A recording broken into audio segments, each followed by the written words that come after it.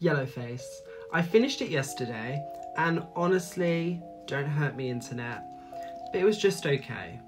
As someone who has read and loved R.F. Kuang's 4 previous books, this one, it gave me whiplash because it was such a departure from her fantasy writing, and personally it's my least favourite of her work so far. And that sounds a lot harsher than I meant it to. Yellowface is funny, it's smart, I would recommend reading it.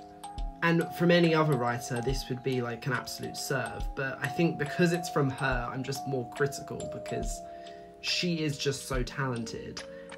And this doesn't fire on all cylinders like her other books do, if that makes sense. It's just, if I compare it to Babel and the Poppy War trilogy, it feels a bit basic. Those stories are incredible, multi-generational conflicts, thousands of people die. This is just an entitled white girl who gets upset over Twitter drama. It's not as exciting to me. It definitely feels like a commercial move, since your everyday reader is less likely to pick up a 500-page plus fantasy epic, which is what R.F. Kuang has been known for. So she's now like widening her audience. This is like a more palatable, shorter betrayal thriller. But I'm biased. I'm always going to prefer fantasy, especially when she has such a talent for world building. And so without that, Yellowface just feels a bit vapid. It doesn't quite have the same heft to it that her other stuff did. It does not help that this book is ultra modern. While I can appreciate the behind the curtain look at corruption in the publishing industry, and that was interesting, the constant name dropping, the social media buzz, it was very jarring. Again, I'm not saying you can't enjoy that, but this book had a lot to say about content creation and cancel culture, and I either didn't care or was riled up by how one-sided and obvious it was. So our main character, June Hayward, she is delusional. That's probably the simplest way of putting it. She has convinced herself that the book, the manuscript that she stole from her dead friend, is her own.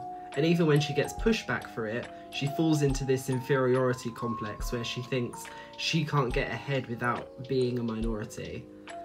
I think Athena's ghost on Instagram should have been introduced earlier in the story, because so much up until that point was just her getting upset about mean comments, and it felt so juvenile.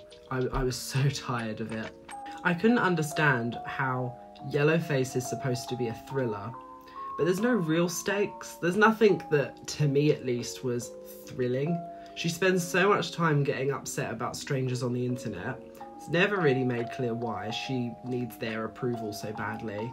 She's very insecure, like it was a really unhealthy reaction to people's opinions.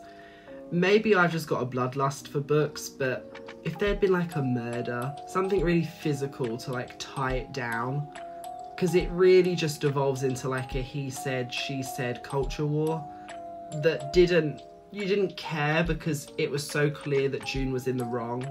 There was never a point where I thought like, oh, I feel so bad for you. Like, oh, it's okay to steal like your dead friend's work. Like, no, it's not okay. I don't care how, you play the smallest violin in the world, tell us about, getting raped in college. I just still don't feel sorry for you. That the end doesn't justify the means. It almost felt like an episode of Black Mirror, as if R.F. Kuang was writing like a self-aware parody that distilled all her other books into this not-so-subtle formula. Maybe I shouldn't be comparing them, but Babel was so nuanced, so researched and beautifully written, and yet this was like so surface level, so predictable. I was more interested in reading Athena's book, The Last Front, than the actual book that was telling me about it. And I don't know was that intentional? I don't know. And even though this book is clearly meant as satire, there were definitely points where June would speak so seriously about things that it would just rile me up. Like, as we follow the rise and fall of her career, she goes off on this tirade about cancel culture and how, like, oh, it's unfair that established writers can have their legacy stripped away by random people on the internet. That is absolutely fair. No public figure should be untouchable. Cancel culture ensures that people are always held accountable for what they say and do. Like, sure, sometimes it can feel excessive, but I would say 9 out of 10 times the internet drags a celebrity because they've done something wrong. And that's exactly what June's done. And it's not a new thing either. Like, public indignation has been the driving force for social change. As a woman, June wouldn't have been even able to publish a book without a male alias, were it not for the trailblazing women that came before her.